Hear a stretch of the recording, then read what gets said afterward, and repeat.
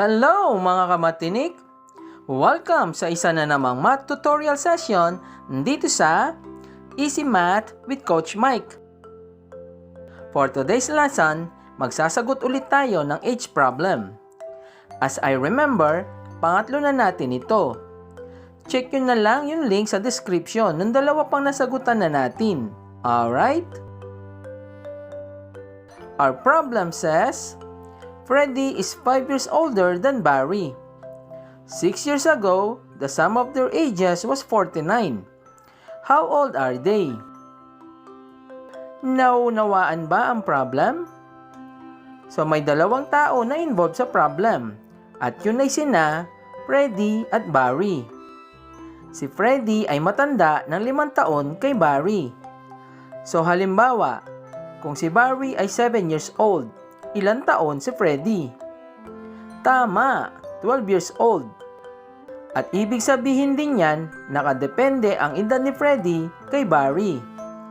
Meaning, need muna nating malaman ang edad ni Barry. Kapag nasolve na natin ang edad niya, plus 5 lang tayo para malaman naman natin ang edad ni Freddy. Alright? Tuloy natin. Ang sabi, 6 years ago. Ibig sabihin niyan, babalik lang tayo sa nakaraan ng 6 na taon.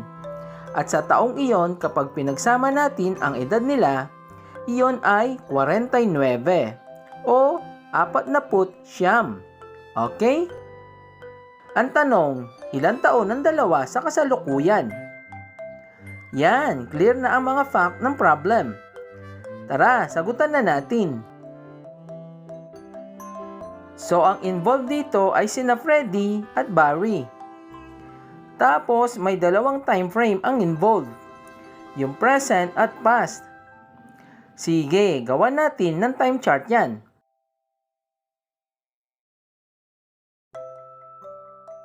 Let's represent yung kasalukuyang edad ni Barry as B. Since matanda si Freddy ng 5 taon kay Barry, kaya ang present age ni Freddy ay B plus 5. Alright?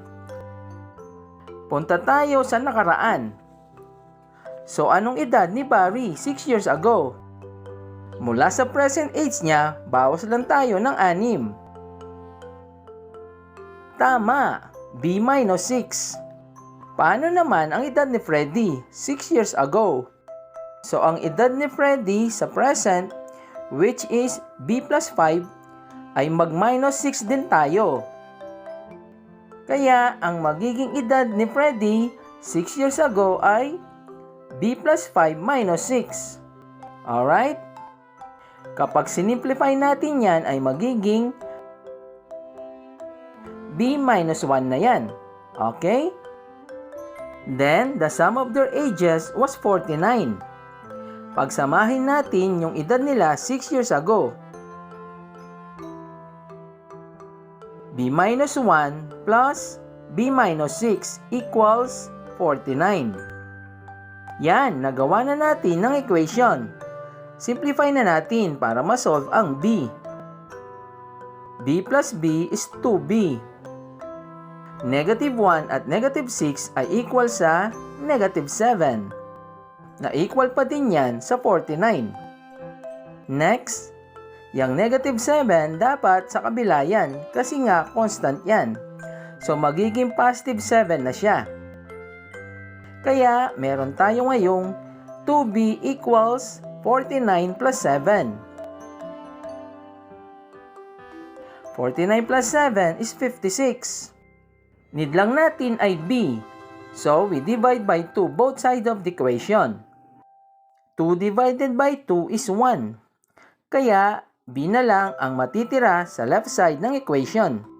Sa right side naman, we have 56 divided by 2, which is equal to 28. And therefore, B is equal to 28. Okay? Kaya ang edad ni Barry at present is 28 years old. Ang edad naman ni Freddy at present is B plus 5. Palitan lang natin yung B ng 28. Kaya meron tayong 28 plus 5 na equal sa 33. Therefore, 33 years old ang kasalukuyang edad ni Freddy. Okay? Paano naman malalaman kung tama ang mga sagot natin? Balik tayo sa problem. Ang sabi, 6 years ago, the sum of their ages was 49. Let's confirm. Ano ang edad ni Barry 6 years ago? 28 minus 6, which is 22. Ang edad naman ni Freddy 6 years ago ay pwedeng masolve in two ways. Pwede from his present age or base sa edad ni Barry 6 years ago. Solve natin both ways at dapat same ang makuha nating sagot. Okay? First, based on his present age. So, 33 minus 6, which is 27.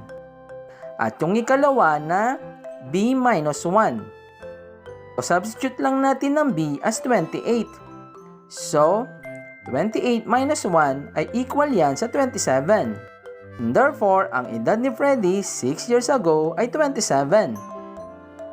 Ngayon, pagsamahin natin ang edad nila 6 years ago at dapat equal yan sa 49. Is 27 plus 22 equal to 49? Yes na yes! Therefore, tama yung nasolve natin na edad ni Freddy na 33 at kay Barry na 28. Alright? Feel free nga pala to comment kung may part na malabo o nalito kayo para matulungan ko kayo na maunawaan iyon. Okay? Thanks! Hanggang dito na lang ang lesson natin sa video tutorial na ito. Maraming salamat mga kamatinik! See you on the next video lesson. Bye! Take care! God bless! To God be all the glory.